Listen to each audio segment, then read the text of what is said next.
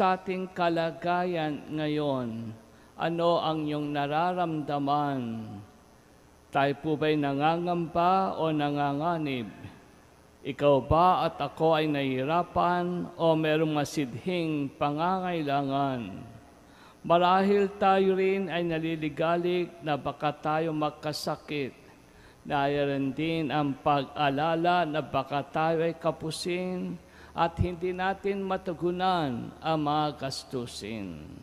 Ano ang iyong nararamdaman?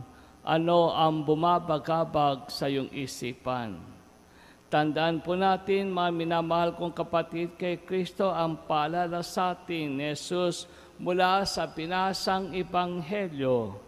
Tayo po'y kanyang sinasabihan, huwag mabagabag ang iyong mga puso ni panghinaan kayo ng loob. Hindi po tayo dapat matakot, hindi po tayo dapat maligalig. Bakit po? Sapagkat nariyan palagi si Jesus sa ating piling, sa ating tabi. Bakit nga ba tayo matatakot kung si Jesus mismo ang nagbibigay sa atin ng kapanatagan ng loob? Si Jesus mismo ang nagsasabi sa atin, kapayapaan ang iniiwan ko sa inyo, kapayapaan ang ibibigay ko sa inyo. Ang kapayapaan ay katangian ng kapayapaan ni Jesus na para sa atin ay meron dalawang paraan.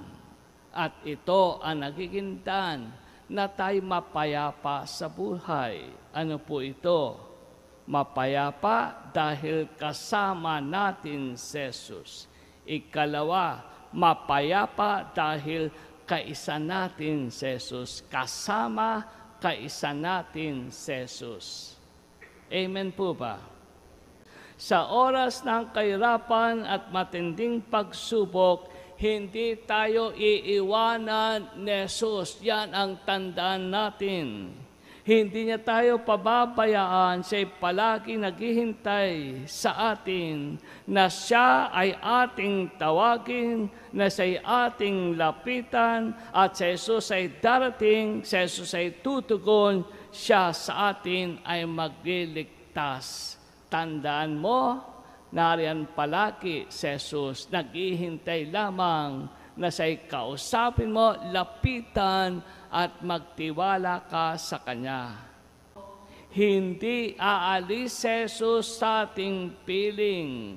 Siya'y sumasa atin, kasama po natin si Jesus, at ay Kanyang sasamahan tungo sa ating kagalingan, sa ating kaligtasan.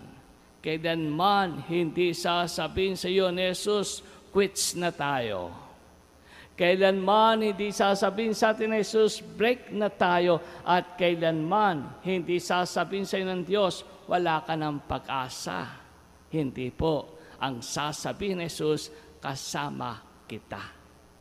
At dahil dito, mga kapatid, mapayapang ating kalooban, sapagkat alam natin, ano man ang darating sa atin, kasama ni Jesus, tayo Kanyang ipagtatanggol.